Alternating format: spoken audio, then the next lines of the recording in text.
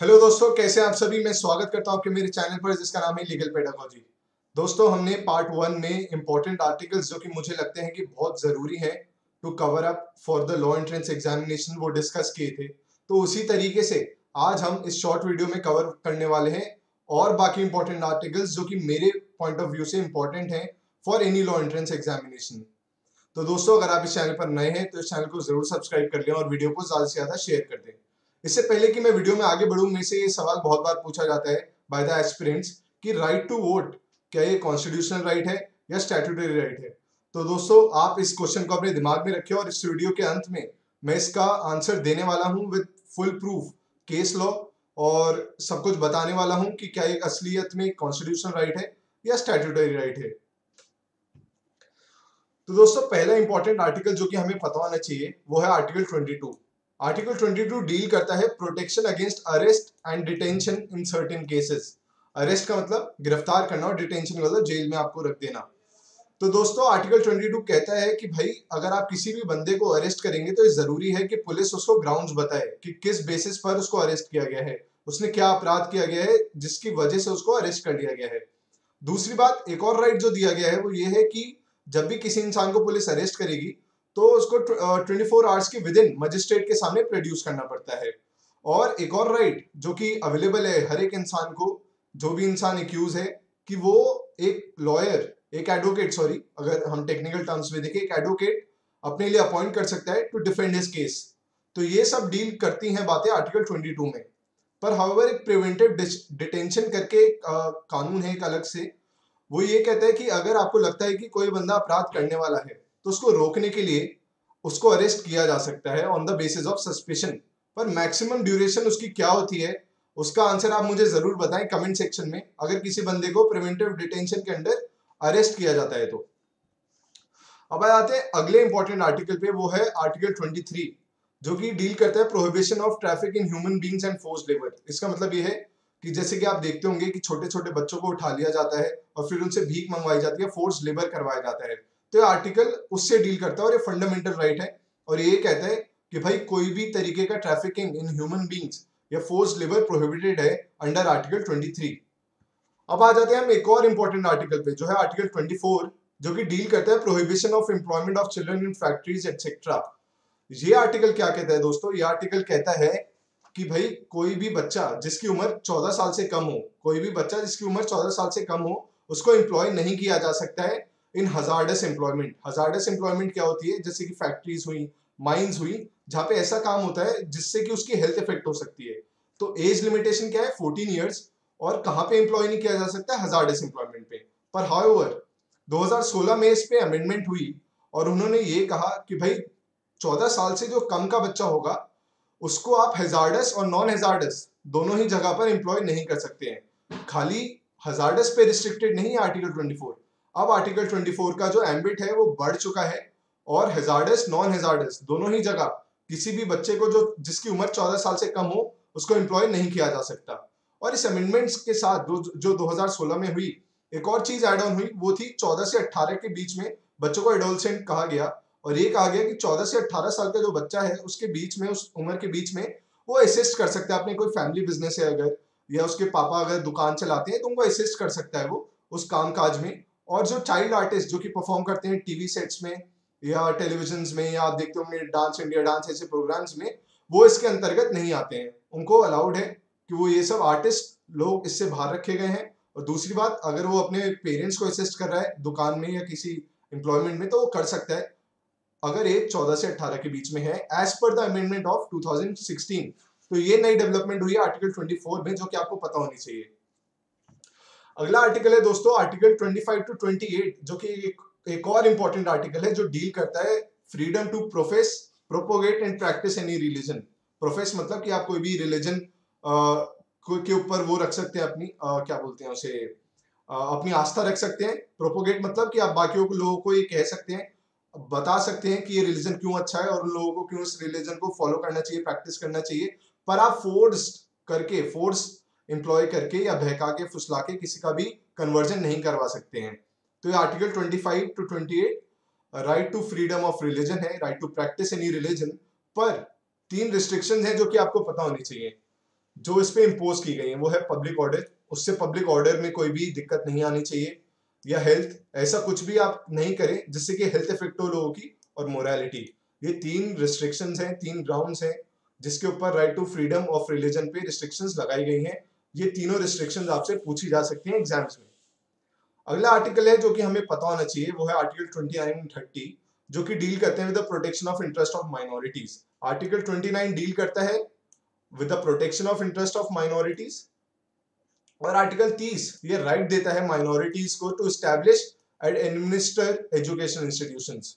तो कोई भी अगर माइनॉरिटी है जो कि किसी लैंग्वेज के आधार पे माइनॉरिटी है या फिर रिलीजन के आधार पे माइनॉरिटी है, उसको ये राइट दिया गया है कि वो अपना एजुकेशन इंस्टीट्यूशन एस्टैब्लिश कर सकते हैं और उसे एडमिनिस्टर कर सकते हैं।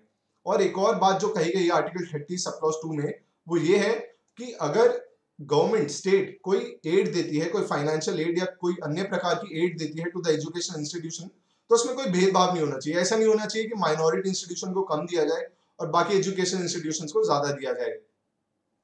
तो ये डील करता है आर्टिकल 30 के बारे में, और आर्टिकल 29 डील करता है with the protection of interest of minorities. पर एक और बात जो हमें याद रखनी चाहिए कि अगर किसी भी एजुकेशन इंस्टीट्यूशन को माइनॉरिटी इंस्टीट्यूशन का दर्जा चाहिए, तो ये जरूरी नहीं है कि खाली उसको एस्टैब्लिश करने वाली जो कम्युनिटी हो वो माइनॉरिटी हो स्टेट में। उसके साथ साथ ये भी जरूरी है कि जिसने एस्टैब्लिश किया है और जो एडमिनिस्टर करती है, मतलब जो उसे रन करती है, जो उसका मैनेजमेंट देखती है, वो भी एक माइनॉरिटी कम्युनिटी ही होनी चाहिए स्टेट में।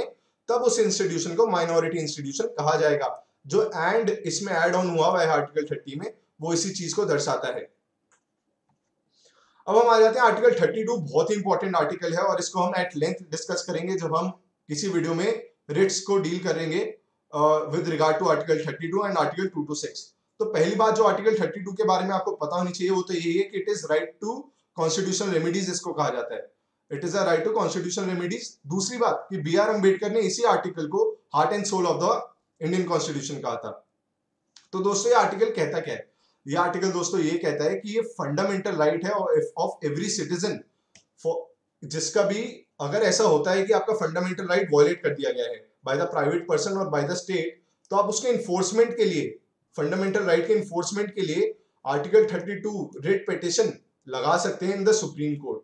आर्टिकल 32 सुप्रीम कोर्ट में रिट पिटिशन लगाने की आपको इजाजत देता है for the enforcement of fundamental rights.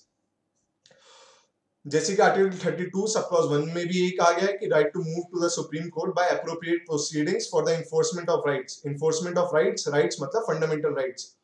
तो अगर आपका कोई भी फंडामेंटल राइट वायलेट हो रहा है पार्ट 3 में जो कि कंटेन्ड है, तो आप सुप्रीम कोर्ट डायरेक्टली अप्रोच कर सकते हैं for the enforcement of it.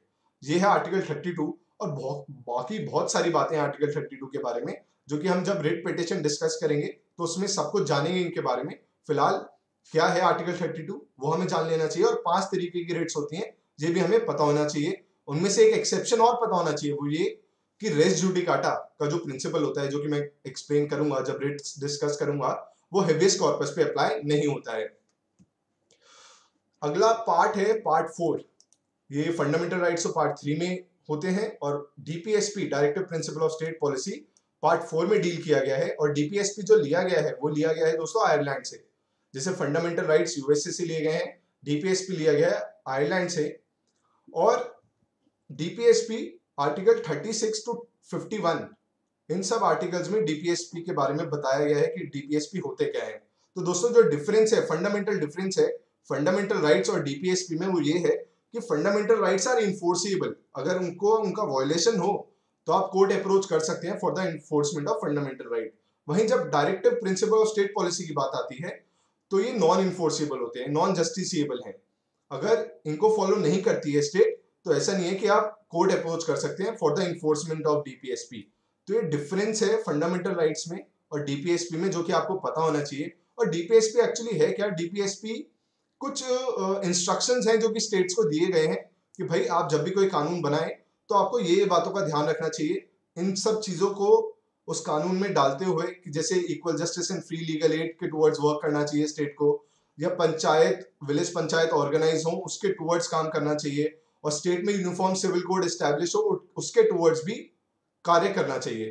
तो ये खाली इंस्ट्रक्शंस हैं जो कि स्टेट्स को दिए गए हैं, और ये नॉन इन्फोर्सेबल हैं, नॉन जस्टिसिएबल हैं। तो सबसे इंपॉर्टेंट डीपीएसपी जो कि है, जिसके ऊपर काफी ज्यादा डाउट्स भी रहते हैं बच्चों को, वो है article 39 sub clause A which deals with equal justice and free legal aid. तो दोस्तों जैसे कि आप जानते ही हैं कि आर्टिकल 22 में भी ये कहा गया है कि हर एक इंसान को ये राइट है कि वो कोई भी एडवोकेट एंगेज कर सकता है अपने आप को डिफेंड करने के लिए। पर उन केसेस में क्या होगा जब उस बंदे के पास पैसे ही ना हो, कोई लॉयर एडवोकेट या लॉयर या कोई एडवोकेट एंगेज करने के लिए फॉर डिफेंडिंग हिज केस। तो दोस्तों उस टाइम पर लागू होता है आर्टिकल 39 सब क्लॉज ए, जो कि डील करता है with equal justice and free legal aid. तो article 39 sub clause A DPSP है एज पर द कॉन्स्टिट्यूशन। पर जब आप हुसैनरा Khatoon versus state of Bihar का केस पढ़ेंगे और उसमें पीएन भगवती जी ने जो जजमेंट दी है उसको देखेंगे, तो उन्होंने बोला है कि free legal aid and equal justice is covered under article 21। तो डीपीएसपी जो है दोस्तों फंडामेंटल राइट है। When you will be referring to Hussainara Khatoon versus state of Bihar, तो उसमें आपको ये बात पता लगेगी। तो ये डीपीएसपी तो है ही, उसके साथ ही साथ by the judgments it can be seen कि it is a fundamental right. अब ये राइट है हर एक इंसान का जो कि डिफेंड नहीं कर सकता, जो कि एक वीकर सेक्शन से आता है, चाहे एससी हो, एसटी हो, या वुमेन हो, या चिल्ड्रन हो, या जिसके पास भी जो पुअर है और अपने आप को डिफेंड नहीं कर सकता है, कि ये स्टेट के अब ऑब्लिगेशन है स्टेट के ऊपर कि वो उसको लॉयर प्रोवाइड करवाएं so that he is able to defend his case. और 39 सब क्लॉज ए किस अमेंडमेंट के बाद हमारे कॉन्स्टिट्यूशन में लाया गया? वो लाया गया था 42nd अमेंडमेंट ऑफ 1976। तो अमेंडमेंट, ईयर और ये क्या है, ये फंडामेंटल राइट है एज पर हुसैनर खातून वर्सेस स्टेट ऑफ बिहार, उसको रेफर कर सकते हैं आप। तो ये बातें हमें पता होनी चाहिए। अगला है आर्टिकल इंपॉर्टेंट जो है article 40 which deals with organisation of village panchayat, जो कि ये कहता है कि स्टेट को स्टेप्स लेने चाहिए, वो कदम उठाने चाहिए जिससे कि विलेज पंचायत ऑर्गेनाइज हो पाए हमारे विलेजेस में। अब आ जाते हैं हम uniform civil code for the citizens, जो कि हाल ही में काफी न्यूज में भी रहा था कुछ दिन पहले। और आर्टिकल 44 यूनिफॉर्म सिविल कोड के बारे में डील करता है, जो कि ये कहता है कि स्टेट को स्टेप्स लेने चाहिए so that uniform civil code can be established across the territory of India. अब यूनिफॉर्म सिविल कोड है क्या? जैसे कि आप जानते हैं कि हिंदूज के लिए सक्सेशन का एक अलग लॉ है, मैरिज का अलग लॉ है, डाइवोर्स का अलग लॉ है। तो यूनिफॉर्म सिविल कोड इस चीज पे एम्फेसाइज करता है कि ये सब अलग अलग ना होते हुए एक ही कोड बनाया जाए जो कि मैरिज, डाइवोर्स और पार्टीशन, सक्सेशन इन सबको डील करे, जिससे कि पर्सनल लॉ ना होते हुए हिंदूज का अलग, पारसीज का अलग, जूस का अलग और क्रिश्चियंस का अलग ना होते हुए एक ही कोड बनाया जाए जो इन सब चीजों के साथ डील करे। और इसका लैंडमार्क जजमेंट जो कि बहुत बार पूछ लिया जाता है वो है Sarla Mudgal versus Union of India. तो ये केस लॉ भी आपको पता होना चाहिए, आर्टिकल भी पता होना चाहिए, और यूनिफॉर्म सिविल कोड है क्या इसके बारे में भी आपको जानकारी होनी चाहिए। अगला इंपॉर्टेंट आर्टिकल जो कि है protection and improvement of environment and safeguarding forest and wild life. State को स्टेप्स लेने चाहिए जिससे कि फॉरेस्ट सेफगार्ड हो पाए, उनका प्रोटेक्शन हो पाए और वाइल्ड लाइफ का भी प्रोटेक्शन हो पाए। कौन सा आर्टिकल डील करता है? वो है आर्टिकल 48 सब क्लॉज ए, और ये भी 42nd अमेंडमेंट ऑफ 1976 के बाद इंसर्ट किया गया था, और 42nd अमेंडमेंट को मिनी कॉन्स्टिट्यूशन भी कहा जाता है। अब आ जाते हैं हम आर्टिकल 50 पे, जो कि डील करता है separation of judiciary from executive. जैसे कि आप समझते हैं कि हमारा जो कॉन्स्टिट्यूशन है वो क्वाजी फेडरल है, ना कि वो पूर्ण तरीके से फेडरल भी नहीं है, तो वो क्वाजी फेडरल है। क्वाजी फेडरल का लिटरल मीनिंग होता है एज इफ इट वर। और हमारा कॉन्स्टिट्यूशन ये कहता है कि भाई जो तीन ऑर्गन्स हैं, लेजिस्लेचर, एग्जीक्यूटिव एंड जुडिशरी, ये एक दूसरे के कार्यों में, एक दूसरे के फंक्शनिंग में कभी भी बाधा नहीं डालेंगे, एक दूसरे के फंक्शन में कभी भी बार्जिन नहीं करेंगे।